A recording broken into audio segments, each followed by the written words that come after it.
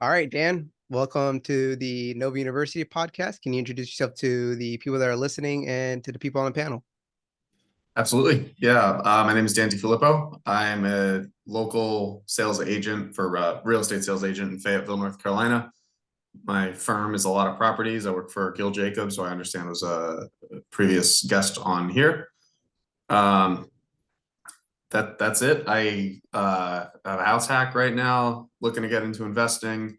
I do a million other things. I have investments in every possible category you could think of. Um, and yeah, love sharing ideas Okay. and also certified for investment advisory as well. Wow. Okay. Big portfolio right there. And can you talk about your childhood? Like, how was it like growing up in It your was so traumatic. No, was it actually so traumatic? be a little specific for me. Like, did you grow up in a household that always talked about finances? Were you, I guess, a little traumatic maybe? Were you grinding your ass off? Like, what was it like for you growing up up Yeah, until you're so 18? I'm another Jersey boy like you. Oh yeah. So I'm originally from Montclair, New Jersey, which is up by New York City, so east sort of corner, as opposed to where I understand you're from is more southwest. South Jersey, Um, yeah. two different states It for is. those who don't know. Um, yeah, and it's kind of suburban upbringing, pretty typical. And then both my parents are CPAs, so I always had exposure to sort of business, finance, investing. So I've actually been investing since before I was 18. Wow, okay. What'd you invest in? I got started up with equities, basically just an E-Trade account, because I was curious about it when I turned 16 or 17 or something like that. And so my father helped me get it set up. It was custodial.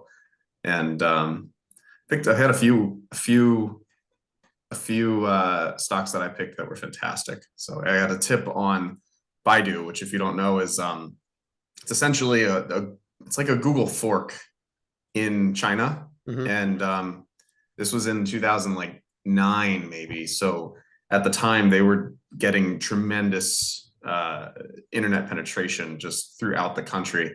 So I think I had like a something stupid like a 1000% approximately return on that one Wow. when yeah, it totally ruined investing for me because it was my first thing that I owned, and it was unbelievable. How much you make out of that? And you were like, what are you, 16 at the time? Yeah. Being I was 16 at the time, I didn't even put that much money in it, right? Like I didn't have that much money. Yeah.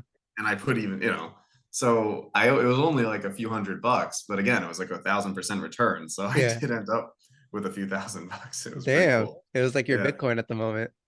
that's right. Yeah, Eh, it was yeah, it was the tech company before we had Bitcoin. Is there anything that you would have changed that you wish your parents did differently raising you up? I don't know, man. I feel like I got a lot from them in terms of just everything that I was exposed to. And so, I mean, it's tough to be, right? Like when you have two CPA parents, you do kind of get a lot that, particularly coming to Fayetteville and meeting a lot of soldiers who kind of come from more working class backgrounds in many cases, for example. It's just, I do kind of notice that I've had a lot more like passive education, as I would call it, just from that circumstance of my upbringing, which is pretty Mhm. cool. So yeah, I don't know. I mean, if that kind of answers No, that question no, for you. that's good.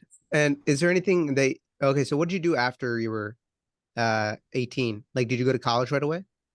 Yeah, so pretty much out of high school, I attended Penn State. I enrolled at Penn State, and it was a kind of mix there. I wasn't really super motivated, and so what ended up happening was after a few years, I just really ran out of gas and dropped out. But I was studying economics. I liked a lot of what I was learning there. I just was having trouble, like, prosecuting my work and everything. So Okay. And when you dropped out, what'd you do afterwards? I was home for a bit, just kind of doing different stuff. I had a few business ideas that I was working on. to varying degrees of success, working with some other people I knew, sort of like more personally.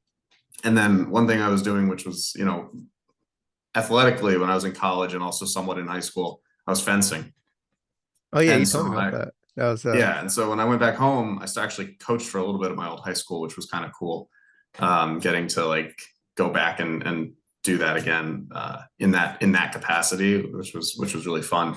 But yeah, that was it. And then I mean, the rest of the story about how I ended up here was after a few years of kind of, as I said, doing a mix of things, odd jobs, coaching.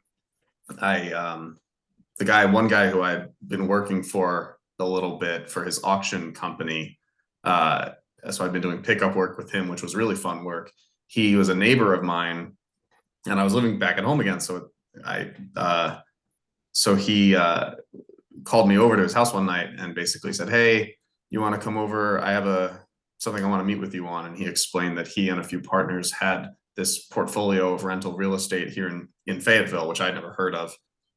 And he said, "Yeah, we're kind of growing to a point where we need to have someone on like a part-time basis where they're doing phone and email for tenants and applicants. And so we're, would you be interested in doing that? It's going to be remote work. You might just make a few business trips to the place." And I said, "Yeah, whatever. It sounds fine." I had the time for it. So I took it on. And then before too long, I was down here getting my real estate license.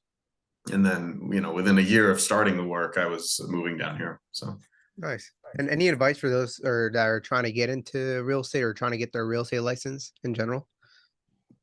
um, think about it, particularly at this time. Think about why you're doing it. Just in regards to real estate, in regards to your license. Um, think about why you're doing it, because a lot of people are getting into it for the wrong reason. The main reason being money. Yeah.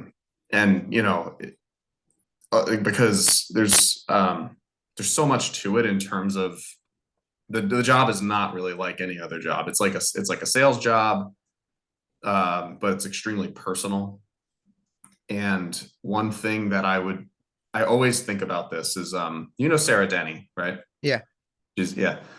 So back when we were on Five Pillars sales team together, Sarah and I were having a discussion about sort of the nature of being an agent and the nature of having a sales team and what it means to be a sales team. And one thing that she said was, she said, "It's crazy because you guys make it look so easy." Right. And it's like, that's so true. Like whenever you're a sales agent, your job is to make it easy. Your job, in a sense, to an extent, depends on making what you do look easy and posting it on Instagram. Like it's everything that they tell you about the whole like don't believe in social media because everyone only posts the highlights of their life, right? It's that effect taken to an absolute extreme and applying at all times. So that's kind of like how real estate sales tends to work.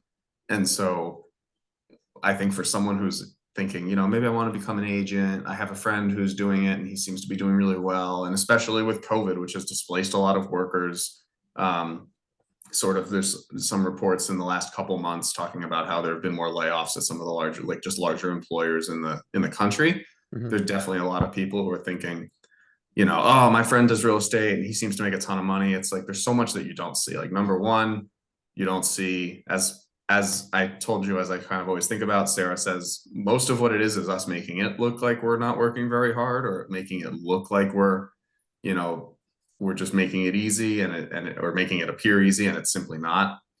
Um, the money is good if you can make it work, but it's you know, agents, prospective agents, new agents, even like some of what you see on the reality shows and stuff about agents is actually true, where they say, "Oh, like you're a new agent on the team that the reality show is about. What are you going to do to double your sales year over year for like 4 years?" Right. And so you're thinking like, well, if your fourth year is, highfalutin, making bank, and you're like absolutely just raking it in, it's like that means that you're making, what, a 16th of that when you start, right? And so, or whatever that math is, a 16th and eighth. And so it's like, yeah, sometimes if you see someone who, if you know someone personally who has a booming career in real estate, it's like, well, were you friends with them? Were you close enough friends with them? Were you paying enough attention to them 3.5 years ago when they got licensed originally, right? Did you see them out? Did you see all the Instagram posts of them, you know, doing whatever, like getting bottle service and spending all the money, right? Because when they started, it was probably not, it was exponentially worse, right? And then just especially with the fact that everything right now is super uncertain, someone who's considering real estate, I just have to sort of say, like, good luck to you. If you're the right kind of person for it, then that's great. And if you have the right leadership and the right mentoring, that's great. But it's a lot harder than I think it looks from the outside to most people. Oh yeah, definitely. I could say so from like personal experience. A lot of Yeah, people, they get into it, they're like, oh, look at, it's like Instagram. They show you all the good stuff, but they don't show you what's happening in the background. And yeah, some of the good stuff could be, oh, like you got like a $40,000 check from a flip, but you could be $50,000 down already. So it looks good in person, but yeah, yeah, and actually you're sinking. And you said something about sales. So how would someone be good? Like you talk to a lot of clients, so you know this better than me. How would you how would someone be good at uh selling or getting someone to be motivated into selling like their property or something like that, or basically be the Wolf of Wall Street or something? yeah, yeah. So I will let you know when I find out. Um, and if anyone in your audience knows, please email me. No, I don't know, man. I think on that note, it's there's um there's something within sales and within real estate that I've kind of, I don't know. I'm developing like a sort of working theory of the industry and why some things work better than others and why some people are successful and others aren't. And it's a total crapshoot. It's also a lot of luck, definitely. Yeah. Um, which makes it really difficult to like do anything with the data that you have, right? Because it's like you need to know hundreds and hundreds of people in order to identify trends, and it's just even harder to gauss those out if you kind of have this sense that a lot of it's really random. This, of course, harkens back to Nassim Taleb, Fooled by Randomness, which you and I both read a couple Hmm. months ago, right? And everyone here should go and read it. Yeah. Um, there's a temperament, there's like a personality that creates a good agent. And I think the way to do it is the two main things that you want to be if you were interested in becoming an agent. So you want to be extroverted, which I'm not, and you want to be prosecutorial in tasks, right? So you want to be like task oriented. You want to be the person who keeps a planner meticulously. Yeah. And I don't do that either. So Do you mean like um, almost like a CRM? yeah, whatever those are that I keep hearing about. Yeah, It- definitely. it's like basically have Um, like systems in place to make sure like customer, I forgot the actual yeah, wording. no, I mean, I know what a CRM is. Like I've messed around before. I can't stick to them, right? Mhm. I'm someone who like if I'm dealing with new clients, and a lot of agents aren't like this, especially down at the like in the strata that I'm in, which is investment real estate. So anything in Fayetteville for us, that's investment real estate. Anything that makes a reasonable rental or investment property is going to be under $150,000. It could be under $200,000, just depending on what the circumstances are, depending on sometimes what the investor criteria are. Um, but at the low level that we're dealing with, a lot of the agents that are kind of like my peers who are selling those types of homes, the Mhm. commissions we're making are on the smaller side. So they're dealing with so many clients that they need, and they try to manage them really effective, and they do manage them really effectively. They get these CRMs and they keep a record of all these different people. That's not for me. I hate texting, for example. So I call everyone. People wonder why I call everyone. Um, and I think it's because I'm pretty introverted, so I'm not as naturally adept or quick with understanding communication necessarily. So what I like to do is have phone calls so I can be extra thorough and I can speak in really long-winded and drawn-out thoughts like I'm doing right now. No, you're all good. That's You that's how you I that's how I'm confident in conveying my understanding of a situation, which is what I'm doing this cowlick going on up here. Hair's a total mess. I Yeah, haven't had it this long in oh goodness, 20, almost 20 years.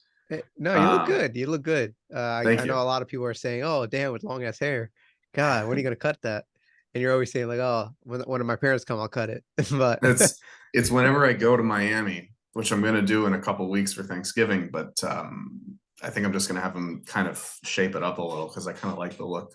Mhm. But to get back to that though, yeah, the way, I mean, the way to be a successful agent, do everything you can to train yourself to like use the CRMs and stuff, because you will need to, ideally you want to manage as many people as possible. I mean, I think I've probably, I kind of estimate, and I don't know that this is exact, but I estimate that I have probably interacted with and established on some level, mostly on a very, very minor level, a client relationship with like 500 people. And that's just been doing sales for 2.5 years. Wow. Um, it basically people saying like, if you see something, will you try to sell it to me? If it works, this is my criteria. But like introed on the phone or introed by text or email, 500 people, Yeah. which is that's basically a person every other day. This is not possible to sell that many, right? Like Mhm. I've been selling on average a clip about 40 homes a year. And so to think that I have 500 clients is not the case, right? But you deal with so many people, and sometimes you get on the phone with someone and they call you, you get on the phone with someone, you don't really get much traction. That's fine. That's what happens, right? And then you hear from them like almost like 15 months later, right? And one thing that is astonishing is that I do have a decent memory for like details about people. So when they say like, "Oh, do you remember me?" You probably don't. I'm like, actually, I do. I remember, you told me like you were picking up your kid from soccer practice, and I found that kind of goes pretty far. But um, that's just like a little personality quirk, I guess, that I have. No, that's good. That's actually I have my own little database for all that too. Like whenever I get like a little bit information, like for you especially when you said you did fencing, that's gonna be in your little database that I Yep. have for you. So like every time I usually talk to you, I'm like, oh, you still did fencing when you went back when you Yeah. went back to coaching. Uh, but like Because it's unique info. So yeah, it's that's unique yeah, info, and yeah, especially if you can remember that, especially selling with people, people are like, yeah, wow, this person actually cares to like actually obtain that, hold on to that information for me, and they value me as a human being. And a lot of people they we're in a lonely world right now, so especially with technology and everything, and a lot of people they want to have comfort by not being alone and having someone there that just like random know some information about you kind of shows that little care and they want to do business with you in general. yeah. And for you, like how do like as a real estate agent, you're pretty much in a place where there's a lot of competition. There's a lot of people that are uh, real estate agents in your area, probably because a lot of people they put it on the map. So how do you handle that competition, or what do you do differently that where you can still do 40 sales a month? I mean, a year. 40 sales a month. Yeah, that would be something. Yeah. Oof. um, yeah, I honestly I have a pretty careful, I mean, I guess I'd call it pretty carefully managed clientele.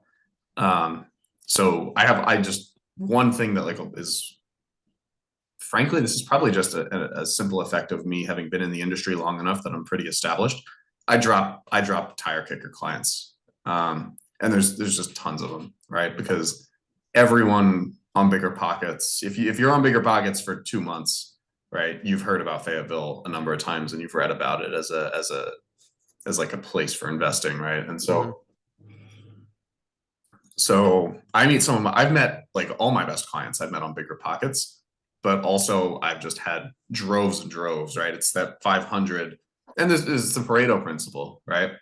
Probably works out exactly to that when you think about it. I've had 500 client relationships. I've had about 100 or so closings, right? Um, so it's right there. It's like 20%, right? And so yeah, I mean, I don't know. I'm fortunate enough that I'm not necessarily in a place where I'm running after bad business. Hmm. There's plenty of bad business out there, and I think a lot of, I think it probably appears more competitive than it really is, just on that basis, just on the basis that like there's there's tons of new agents. So nationally, realtor association membership, which is not exactly the same as agents. Realtors and agents there's a distinction, but it's not too worth getting into. Yeah. But it's a good analog for the people, like the number of licensees.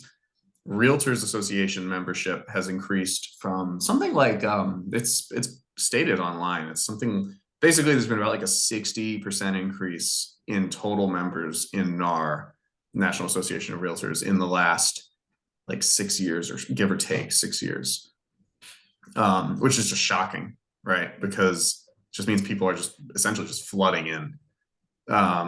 I think, when you look at something like COVID, if 20 people lose their work, which is, plenty of people lost their work in COVID. If 20 people lose their work, you have to presume one of them is going to try real estate, right? Yeah. So people are showing up. Now, like as a question of competition, I don't know. I mean, I have like my clients who I have a lot of faith in, and they have a lot of faith in me.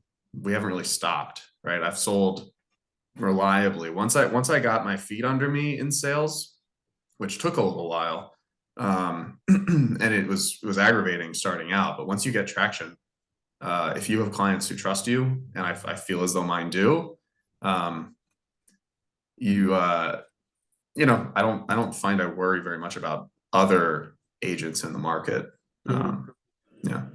Now, what would you do if you were to, let's say, everything was taken away from you? Let's say in a weird world where all of your 500 people, everyone just forgot about you, right? Your Yeah. name just disappeared and you had to start fresh. What would you do differently, whether it's real estate or just in general? Yeah, it's a really good question. I kind of think about that, like I just always want to know what my backup is, right? Hmm. I think I don't know. So there's different options available. So I'm an Irish citizen, uh, and I've kind of always wanted to move there. It's like a possibility. Um, I'm certified for investment advisory, as I mentioned, so I just have to, kind of do the work of getting set up with what's called an IA, to be, it's like a firm. It works kind of the same way as real estate. You're an individual practitioner, but you like affiliate with a company. I could get that going. But again, that's sort of the same thing. That's like a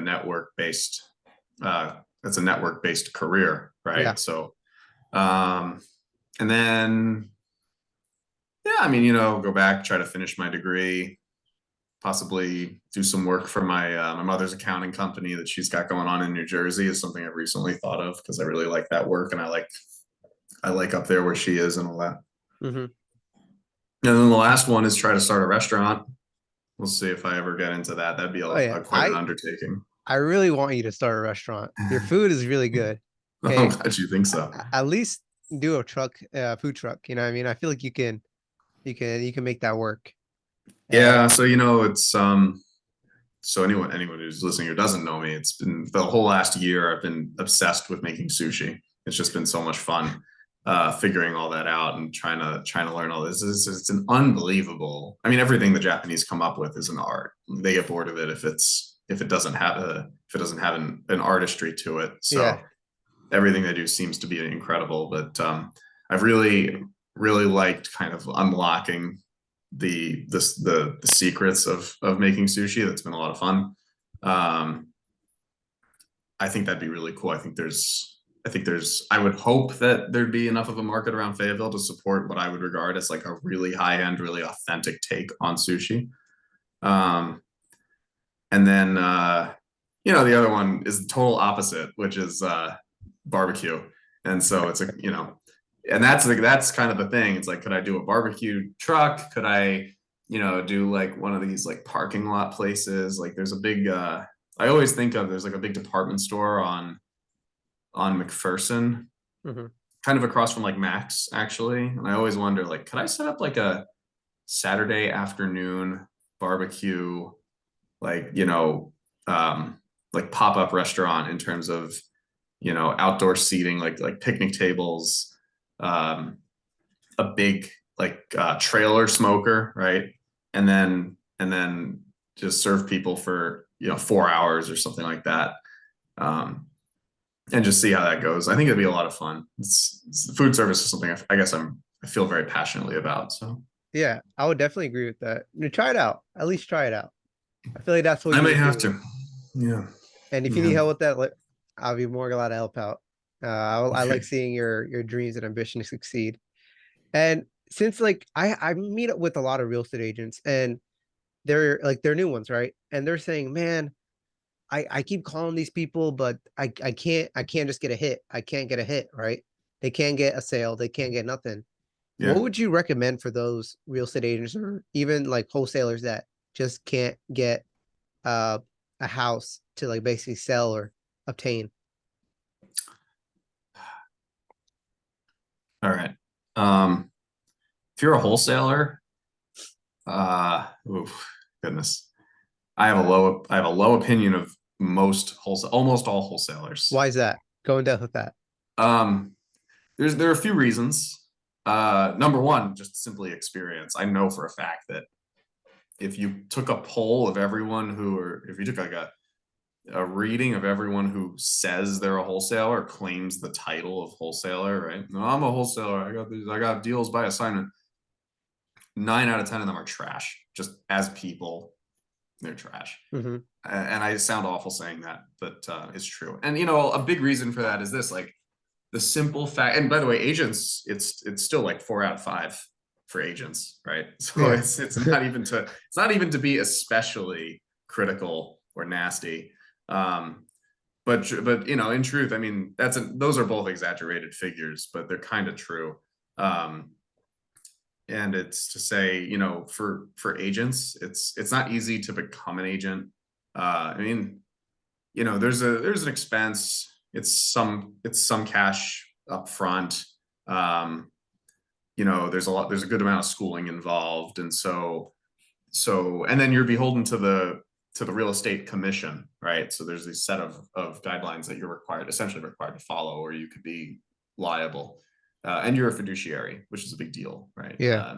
You as a new agent, you need someone to agree to take you on, so someone's accountable for you, and everyone's accountable to everyone else, right? So um, there's a little bit better enforcement of sort of the principles and the rules. Um, that doesn't mean that they're not bent and broken all the time, because they absolutely are. But Mm-hmm. wholesale has none of that, right? I mean, I've dealt with wholesalers and I will tell this story till I don't know, till I'm not selling anymore or something. Go ahead. What's the story? I've dealt with wholesalers who I called him regarding a deal that we're working on, and he was driving through a fast food drive-through getting his order, and I was like, "Hey man, could you like put the phone down while I'm trying to talk to you? Like, just tell me you need to call me back, because you're not giving me a lot of. I'm having a hard time discussing what I need to discuss with you." I didn't tell him this. I was just thinking it. And a couple like a little 30 or so seconds down the road from there, I realized, wait a minute, he's not driving through fast food placing an order. He's in the window taking an order, right? He's at his job, and like nothing against working there, but he's at his job where he's getting paid to give theoretically his full attention to people in the drive-through, driving through, and he's Yeah. on the phone with me doing his like side hustle, right? Um, and he just has no concern for it, right? He's like, we got his headset on this year and his cell phone up at this year with me on it, right? And wholesale really doesn't. I mean, obviously that gave me a bad impression, but wholesale it's like the Wild West of real estate. I think some people will say that, and I think that's a good way of putting it. And there's just really very little accountability to the kind of behavior that people practice or exercise within that space. So you look at and then you just consider, you add on top of that wholesale generally deals with like people who are in extremely financially tenuous situations, or like elderly people, because they can't get their home sold because it hasn't been updated since like 1986, Mhm. right? So as a result, like a wholesaler ends up kind of taking that opportunity, and they definitely don't know what their home is worth, right? So I feel like, you know, if if you're a wholesaler and you're ethical, that's great. Um, if you're a wholesaler and you have no sense of ethics and you have no sense of like, um, kind of like of what's, I guess it's like fair, right? I mean, I know some wholesalers who just take like usurious wholesale fees, right? Assignment fees for homes. Like it'll be like a $40,000 sale and they're making $40,000 on it. And it's just, Mhm. I mean, like good for you for making that kind of money and having that ambition and finding those opportunities. But in a certain sense, it's like, I don't know, man, something, I feel like there's some sort of karmic consequence associated with that kind of behavior, which I actually will use like the biblical term. I think it's usurious, right? It's just creating something out of nothing. Um, and so, I think it's in a certain way, it's taking advantage of people who have a lot more equity in their homes than they realize. Um, it's pushing deals out to people. If you look at 10 wholesale ads online somewhere where they're talking about, it's in this neighborhood, it's this, it needs this much work, it's this ARV. Um, it's usually, the amount of work it needs is way lower than it's really actually needs. And the ARV is like, 30% higher than it really would be. And Mhm. um, it's just, overall, I don't see it as like on a net basis. I don't see it as a productive part of the market. Um, So if you're a wholesaler, I mean, and obviously I have an interest in this, try to get a license, right? Just Yeah. because I'm tired of wholesalers pushing crappy deals around, taking advantage of people. I don't know. I mean, alternatively, talk to Rob Shortsleeves because he'll set you straight. And if he coaches you and you can't succeed, then then you shouldn't be a wholesaler. Yeah. But yeah, Rob Shortsleeves is the guy. After that, I don't know. There's like one or two people maybe who I trust. Yeah. And what about the agents that can't basically close on some things because they're getting people Yeah, that flake, people yeah, that just don't even want to do any business with them? What would you say to that? yeah. So agents, it's a little different. To what's the extent of your commitment to being an agent, right? Is it truly part time? Like, are you a soldier and you're kind of getting out of the military, but no one ever gets out of the military apparently? Because I know people who have been getting out of the military for like 3 years, right? So it's like, are you if you're struggling and you're part time, maybe the question is, are you having enough success that you're not getting fed up with it and you don't want to throw in the towel? If that's the case, just hang in there until you can be full time as an agent, and then maybe that works, right? I mean, I don't. If you're, you can do it part time, but I feel like the people who are successful part time agents are the people who are part time agents on the end of their career, not the beginning. Yeah. Right. On the end of your career, it's easy. You just take your repeat business from all the network that you've built over, 15, 20, 30 years of doing the work. And then you can, just take the business as it comes to you. You don't have to work for it necessarily. You don't have to put effort into networking or marketing or much, God forbid, put money into marketing. Right.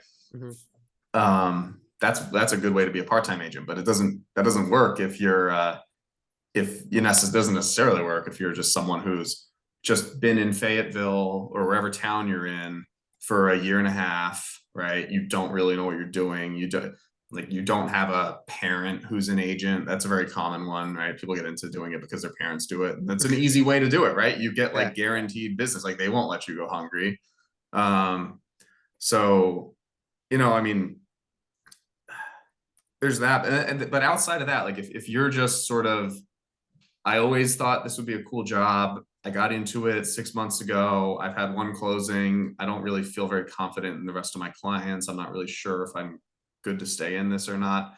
I mean, it's not a business for everyone. I think less than 50% of people are able to succeed in Mhm. real estate if they tried it. And honestly, it's like it's a slow death because you don't really feel the failure until you've, you know, you can always, there's always a reason to say like, oh, I'll just stick in it for like 6 more months and I'm going to try something different. I'm going to change firms. The firm was the problem, right? So there's a million ways to try to justify staying in there. Um, you know, I mean, I think that my success is pretty attributable to a large extent to luck. It's probably more than I would like for it to really be.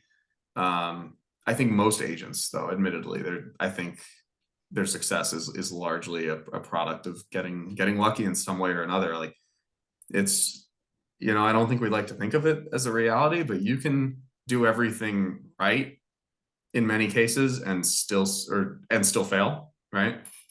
And to probably a lesser extent, you can do almost everything wrong, um, and still be successful, right? It kind of sucks, but a lot of it Yeah. is just sort of fate and the roll of the dice. And so, you know, I think I don't, as I mentioned earlier, I don't have kind of like the two main things that make most good agents. So I don't even know that I'm the ideal agent. I'm not the archetypal agent, certainly. But there are other ways that I kind of bring value to my clients, absolutely, that I can think of, and then, you know, kind of luck made up the rest of it. But once you're established, it's a lot easier to keep things moving. Mhm. And so for all the new agents out there who are struggling, I mean, I don't mean to like quash your dreams or anything, but uh, you know, I would definitely keep backup plans in mind until you really feel like you've made it. I nearly quit like a month. So I'll put it this way. There was a point where I nearly quit because I felt like I didn't have volume.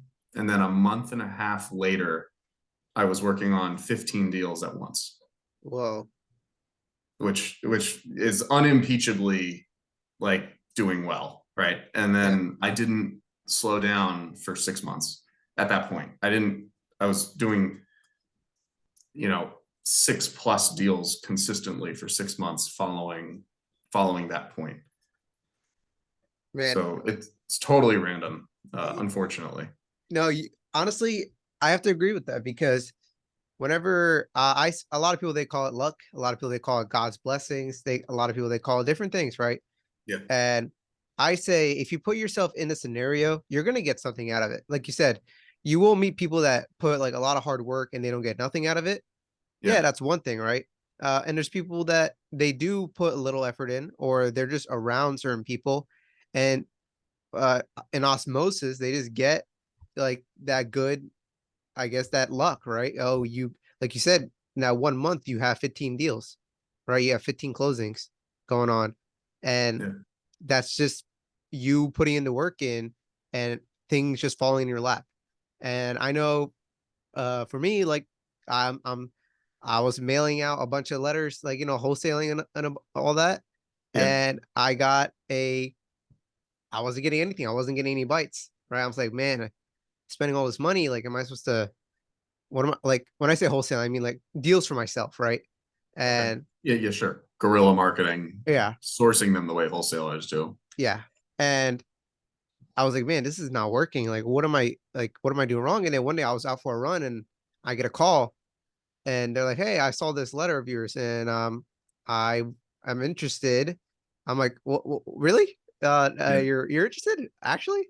They're like, "Yeah, I liked your envelope." I'm like, "Oh, thank you." I was like, I didn't even know what to do in that situation because I was yeah. like, You "What weren't prepared. the?" I wasn't prepared. I was already like, cut the rope, like like and the whole mailing strategy. But I was like, oh wait, it's not you're absolutely gonna get one. It's mostly like you're gonna try 999 times and maybe you'll get one.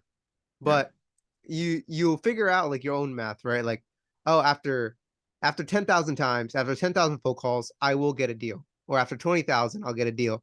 You're gonna yeah, figure out your own metrics for that. I figured that one out. And now it's more of a mindset thing. It's like now I am, I guess, peace within my own sales strategies now. I'm like, okay, I'm gonna mail out 100. I'm gonna get two back. Okay, that's how the game's gonna work. And maybe out of pure luck, pure God's blessing, I'll get 50. You know what I mean? But Yeah. I'm not gonna count on that. What I'm gonna Yeah. count is I'm gonna get one out of 999 or something. And that's the biggest thing that I put in my head. And for you being a real estate agent and being an investor, like what's the biggest challenge you face in real estate so far?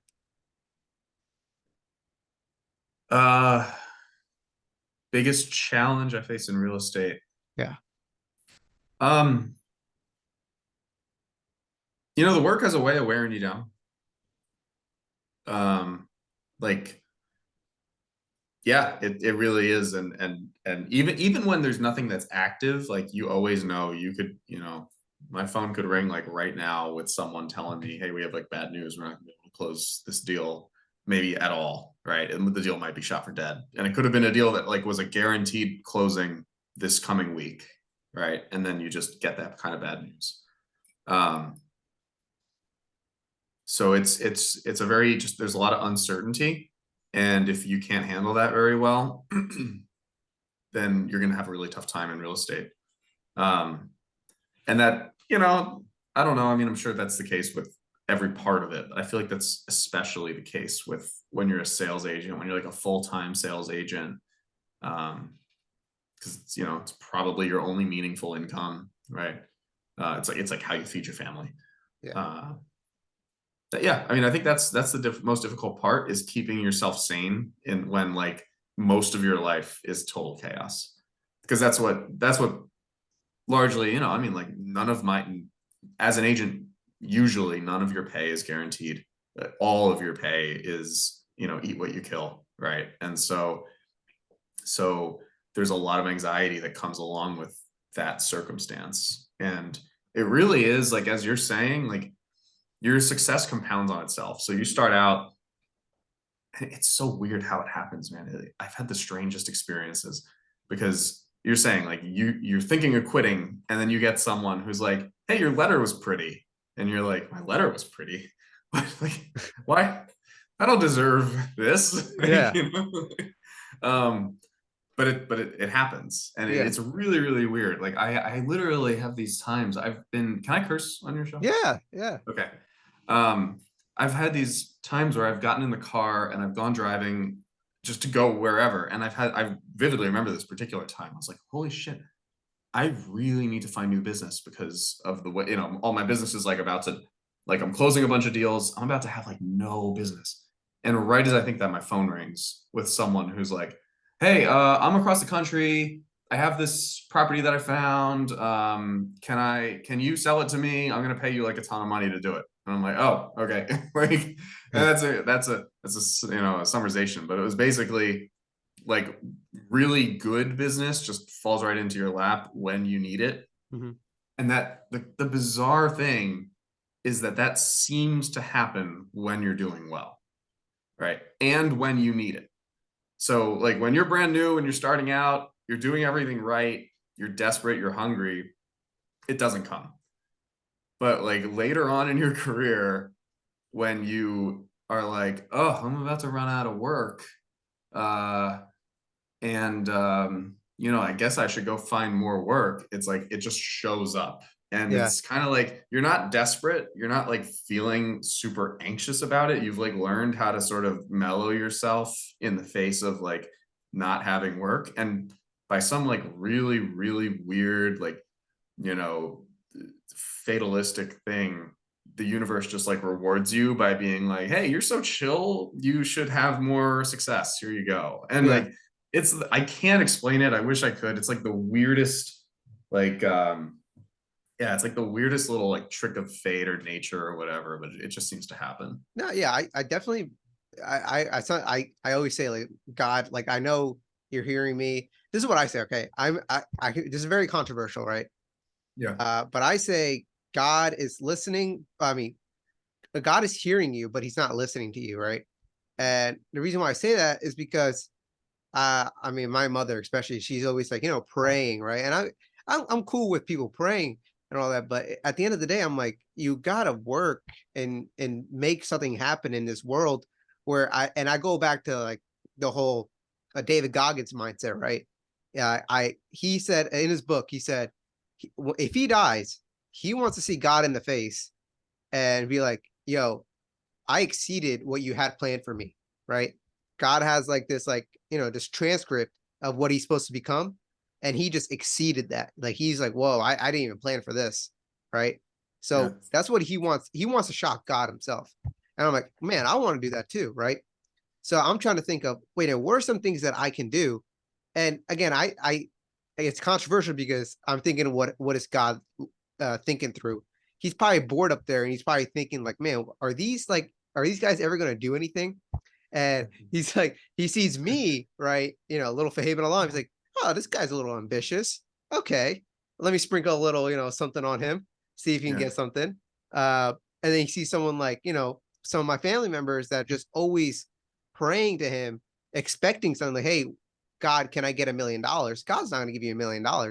But if you work for it, if you aim to like do things that will get you there, you become a millionaire because he likes to see that you're taking action, right?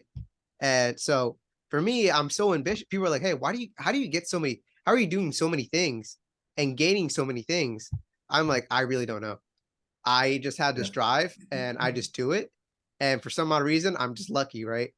And I'm guessing I'm just a big entertainer for God, right? He's like, Yeah. oh, let me go to my let me go to Fahab's channel, see what he's up to.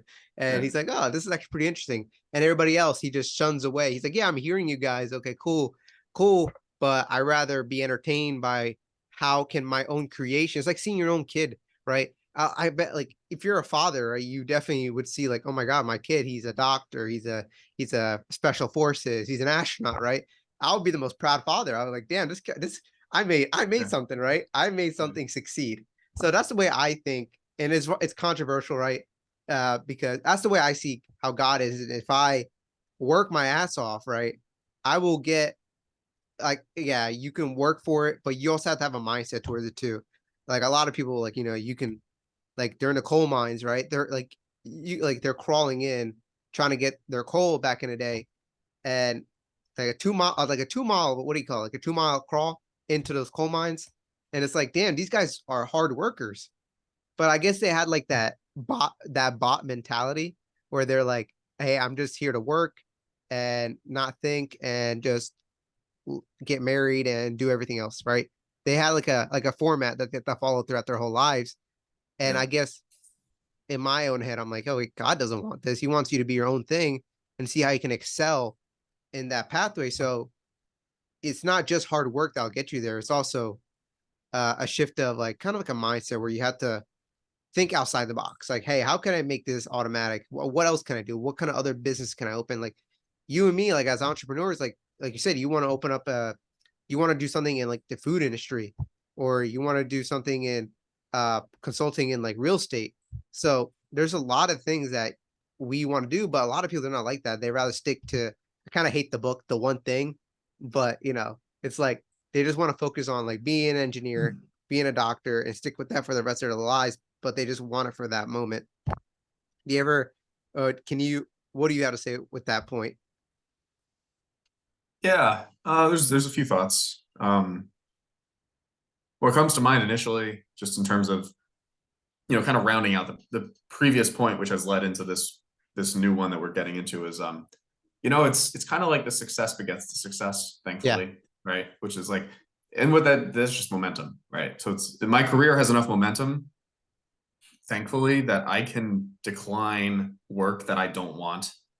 And then, maybe I'd suffer a little anxiety because I've been declining work, but you're making room for the good work to come in that you can Mm-hmm. then accept, right? So you can't do that when you're new because if you're working part-time, you can't devote all that time to it, whatever it is, right? And you need to take all the work you can. So you're just getting dealt these L's constantly, right? There's disappointment after disappointment. It really sucks. And that's why you want to quit. But if you just get like a little bit of a leg up, uh, if you get like a little bit of a small win and you know how to leverage it mentally, you can leverage it. So you can turn it several times, right? And then you just build up enough of momentum, and theoretically you don't ever have to, you don't have to settle, and your success, as I said, your success will beget your success. What Mhm. else comes to mind is it's kind of like what you were saying, is within the Catholic tradition of my upbringing, God helps those who help themselves. It's like a Yeah. popular one, you probably know it. Yeah. And the other one you hear is fortune favors the bold, right? Which is old Roman, I think. So fortune favors the bold. And I think that's true, but it's like the other side to that, kind of to address what you've just said, is there's a lot of survivorship bias to it, right? So I think there's definitely a reality that you can't be. I think it's almost um, like almost just naturally true that you can't be inordinately successful if you're not a like risk taker, or you're not someone who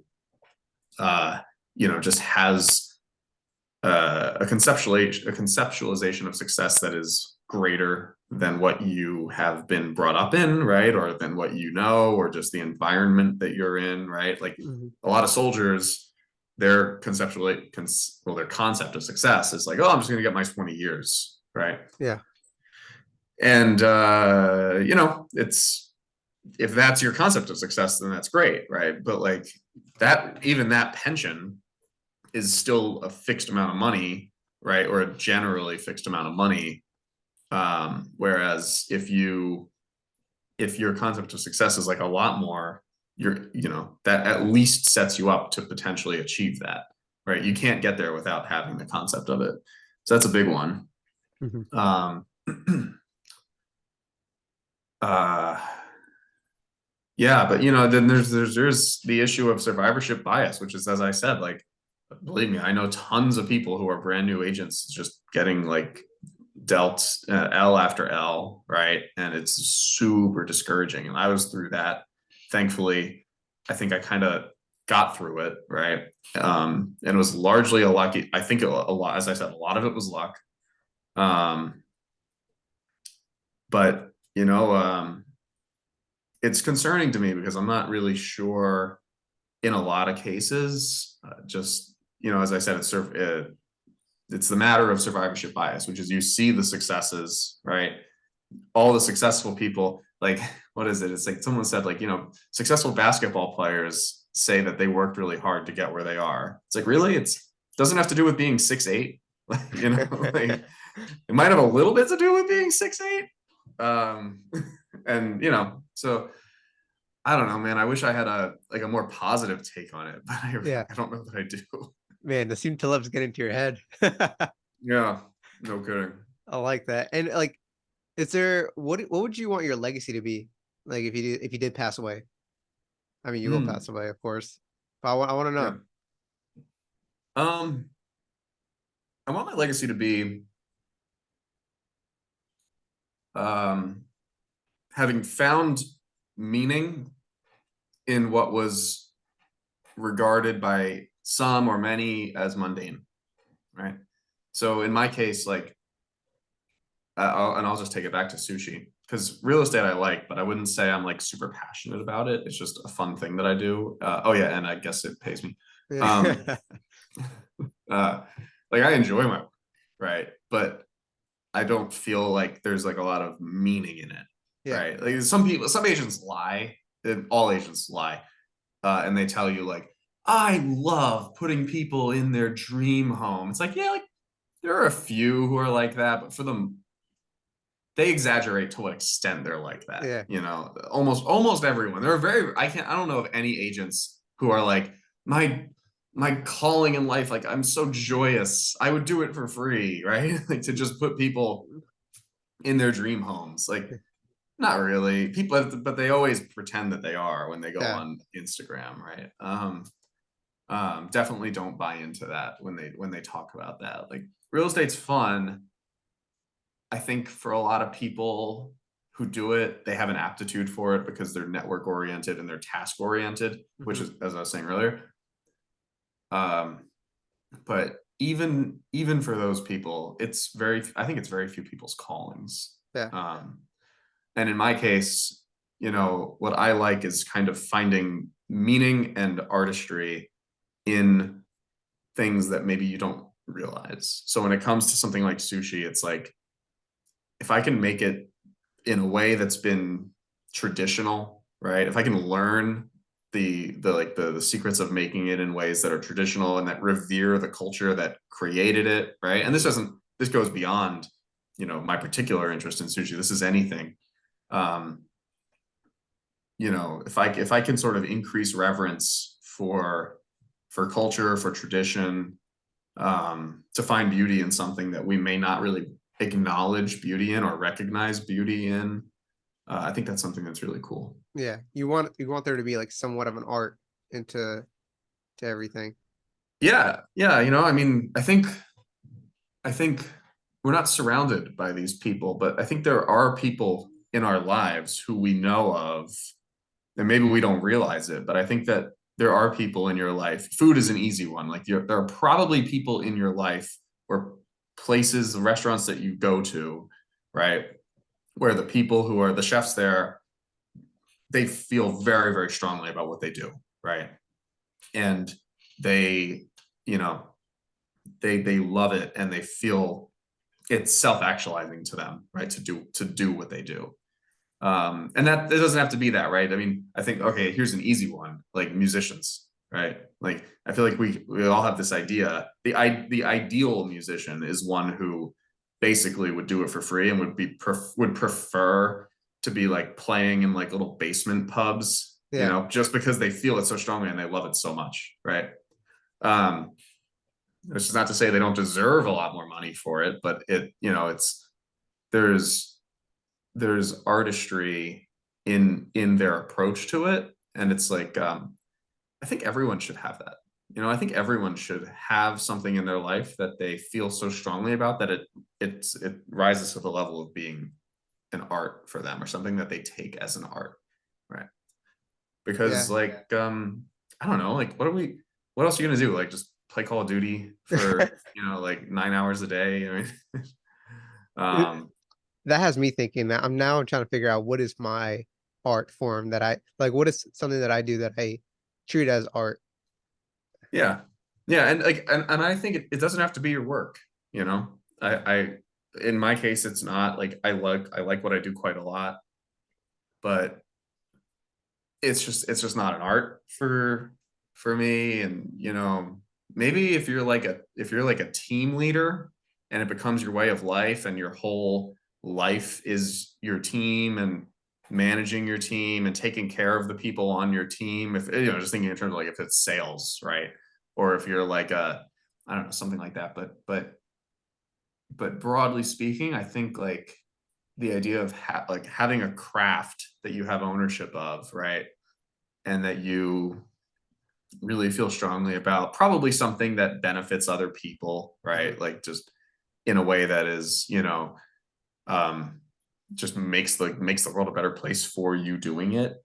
Um, and that you feel gives you a connection to to uh to the past, right? Or Yeah, just to like to people, like to whoever it is who came before us, right? If you do something that just kind of like honors the people who handed us.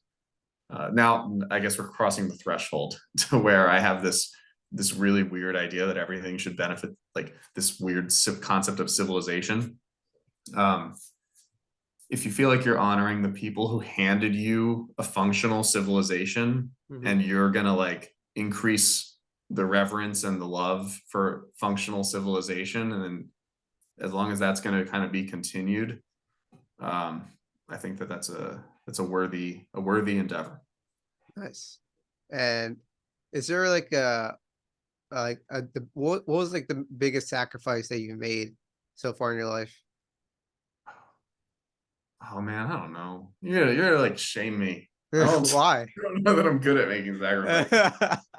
Um, yeah, like one thing that I feel is I miss my family because my mother's still in New Jersey where I grew up. My dad's in Miami, so I don't have nuclear family within 500 miles of me. So I don't Mhm. get to have that. So it's kind of like my choice though. Like I'm established here, but I could find a way to go home and pick up some new sort of work up there, down in Miami, whatever I wanted. Yeah, But I don't. Um, So I'm on like a little bit of a weird self-discovery arc. It's probably like a 5 to 7 year long thing, and I think I'm 3 or 4 years in. So we'll see how that kind of proceeds. But in terms of like sacrifice, I mean, I'm bad at sacrificing whatever, and yeah, yeah, I don't know, man. That's what's my biggest sacrifice. You're gonna have me thinking about that, but I don't know that it's like very cool or very admirable. That is nothing. Not everything has to be admirable. You know what I mean? Like a lot of people say, like they say, "Oh, I fought this war and I sacrificed all this." I'm like, well, that's cool. I mean, I can't relate with that because that's a bigger level. But it could be something small, like for me, I guess the sacrifice would be just be like you said, like being away from your family for a long time. That's one of the big ones too, because especially if you're in the military, like and you like I know for myself, like you're forced to be out of your comfort zone, Yeah. and you're forced to, and it kind of builds you up. Like, dude, you can handle it. It makes you an adult real fast. And Yeah, I mean, I'm not a soldier. I've never yeah, served or anything like that. But I feel like when you're in the military, you sacrifice a little bit of every part of your personality, yeah, which is like a huge oh thing. yeah. So that's an I easy answer for like if yeah, I think your whole personality. Sometimes it feels like that. yeah. Well, like a piece of every facet, Yeah, right? Like you can't go back from being a soldier. At least that's my understanding. Um, so I mean, it's certainly there, but yeah. And now we can move on to the ending questions here. hmm, So, Dan, if you can go back in time and tell your younger self something, what would it be? it's another weird one. I don't know. I don't know how yeah, I don't know. I don't think I would finish college because I think I kind of like the way things ended up. Um like I might go on to finish college, but I don't think I would have told myself to finish it then. Um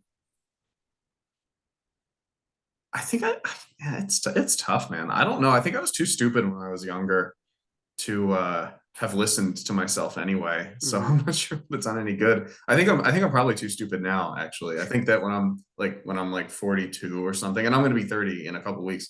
I think when I'm like 42, I'll probably Oh be yeah. like an idiot going on like stupid, going on the pod ruining Fahaven's podcast by being No. some like, moron or whatever. Like I hope I will, I guess. Like I like the idea of having that growth ahead of me. Um and I feel like my perspective on things has changed a lot since moving away from home and moving away from my family and being on my own. Um, maybe you'd regard that as a sacrifice, but I don't really see it as much of one. Hmm. But I do feel like there's so much that I've learned,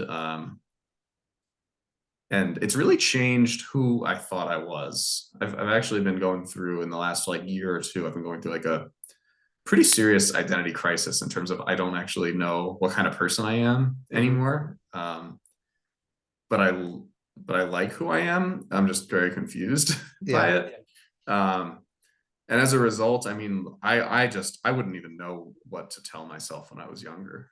You know, um, like I think if I could literally say anything, I'd be like, appreciate being with what's familiar, Hmm. being where you grew up, and feel love for the people who you have connections with, like your family and your friends and the people in your community and your community itself. But I wouldn't listen, so I don't know that I would bother to go back and tell myself that. Yeah. No, because I know for you, like you said, like personal identity. For me, like I swear to God, every time I pick up a new book, I feel like I got to go through a different route now. Like I swear I'm standing on like the shoulders of giants, right? That whole saying, like you're just basing off of what people did on the past. So now you're better than what they were before, kind of, Yeah, right? I'm like, right. damn, but like it puts me in a whole different like if I'm having like a little identity crisis and I read this new book, I'm like, okay, now that part of me I've now realized, but now there's this whole different route. It's like unlock if you think of like a video game, right? You unlock a different skill for some odd reason, you don't even know what that skill is, but all the other ones you kind of filled out. And since you're turning 30 in November 17th, uh, just for everyone that's going to hear this, what would you like to ask your future self? Let's say you're 42. Oh man, I have no idea. I mean, I don't like, excuse me. I might be living in Ireland. I have no clue. Any questions? Um, man, I guess, If he's listened back to his podcast, right? At 42, 50. yeah. Um, I guess I'd want to know if, what kind of meaning I've established, right? I guess I figure by the time you're like 30, you should, this is probably wrong, right? But my thinking is, you know, obviously once you're 20, you are an adult, right? Now you're not actually an adult because you're stupid, Yeah. but the government thinks you're an adult. And so they're like, hey, you can go do things now, and you're totally responsible. And then you go and make money and you go and try to build a foundation, right?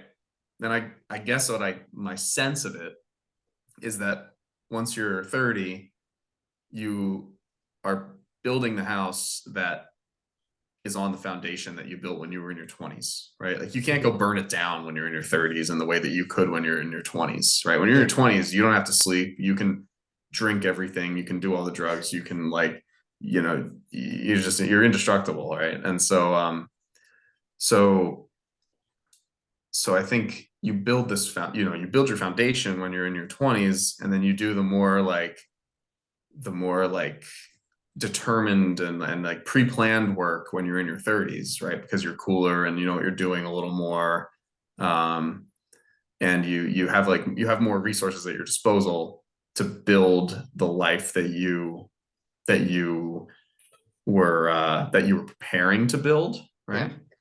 Um, and so I think I'm gonna when I'm 42 or whatever, I'm gonna hope that it's probably not going to be the case, and that I think will have to be okay. But I'm going to hope that when I'm 42, I'm going to look back at when I was 30 right now and be like, I want to thank my 30-year-old self for having laid a good foundation of like values and resources and overall planning to build a good house of things that accomplish the goals of like contributing to the world in a way that is self-actualizing, right? Mhm.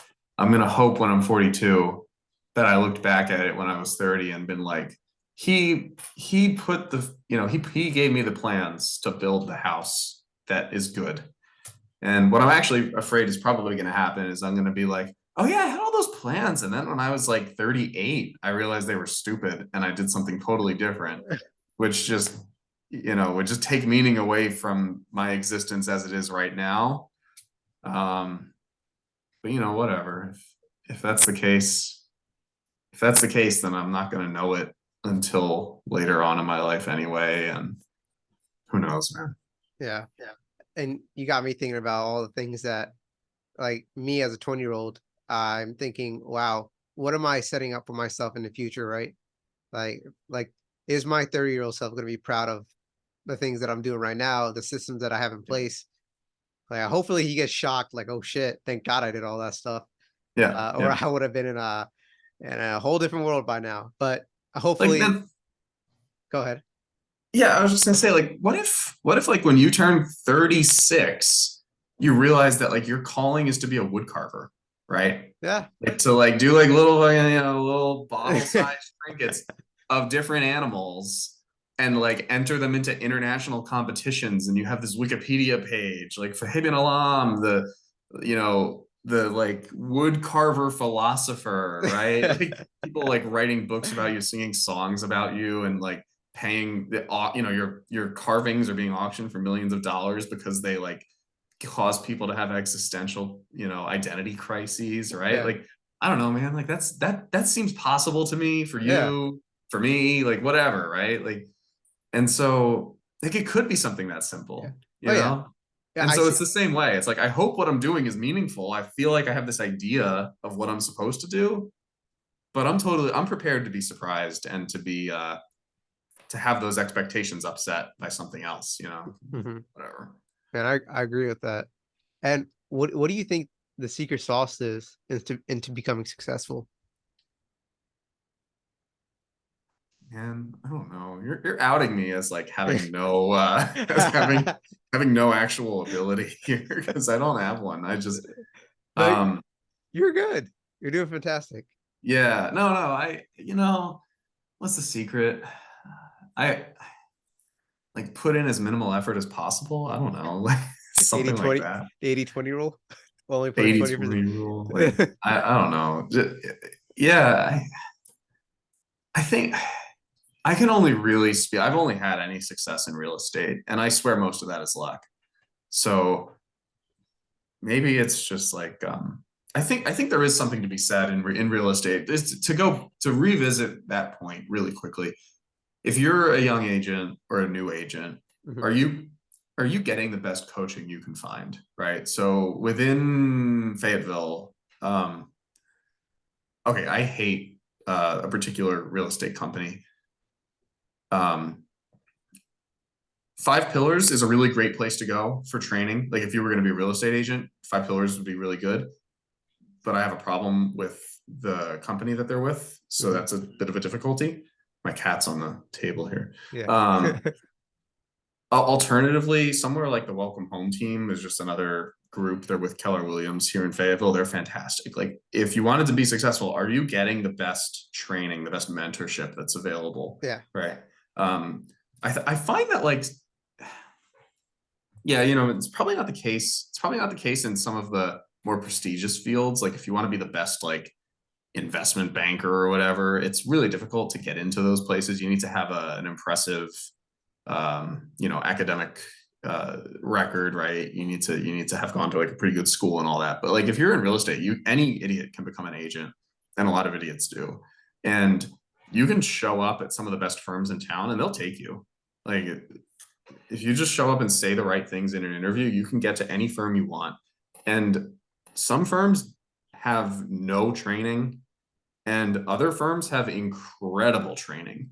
So places to go like Five Pillars and Welcome Home Team have really good training available to you. So it's like if you're successful, I don't know, or if you want to be successful, like are you pursuing the training that you need, Hmm. and are you actually pursuing it? Right? There's definitely, and I have this tendency. There's like a huge tendency to be like, I'm going to do self improvement. I'm going to listen to like a whatever, like a finance podcast every week or every day or whatever. But like if you're not doing the work to like really internalize that, are you actually improving? And people think they're improving and they tell themselves they're improving because they want to be comfortable, right? They don't want to actually improve. They want to put the work in, but they want to pretend they're doing it. Um, so I think there's two things. It's kind of just like be lucky and maximize your chances, right? It's just Yeah. like find where you can improve. There's definitely a lot of agents who don't get stuck in, you know, like in martial arts, which I have not done in years. They tell you when you get hit in the face, and you get hit in the face a lot. When you get hit in the face, go in, right? Like don't necessarily regard your training, but have a reflex. Like when you get hit, go like attack, right? Yeah. Because if you get hit and you don't have a plan, or you give ground or whatever, you're going to get leapt on. So I think it is kind of like if you're in motion, and if you're meaningfully in motion, you probably maximize your chances of being successful. Hmm. Man, I like that. Yeah, get in the face and die right back in. Yeah, you have to go forward. Yeah, Love yeah. that. Ed, is there a quote that you live by, or do you have like a favorite quote? There is a favorite quote that I have. Go ahead. I do live by it. I think it's very personal. Yeah. And I think I use it to try to keep myself humble and keep myself in check. Um, Quote is, as I recall it, Sentimentality is the emotional flirtation of those people who lack sentiment. Hmm. Which is to say, my interpretation of it is basically there are a lot of people who, without even realizing that they're feigning sentiment, right? They have this idea that they have a lot more meaning in their life than they actually have. Which is funny because, of course, I just spent a lot of this podcast talking about like pursuing meaning and finding meaning. But yeah, sentimentality is the emotional flirtation for those people who lack sentiment. Yeah. I don't remember who said it. I don't even know. I might have made it up. I have no Let's put user unknown. Someone said it. Yeah. Yeah. And is there any books that you recommend for people, whether it's money, certain situations, or anything parts of your life that helped you out a lot?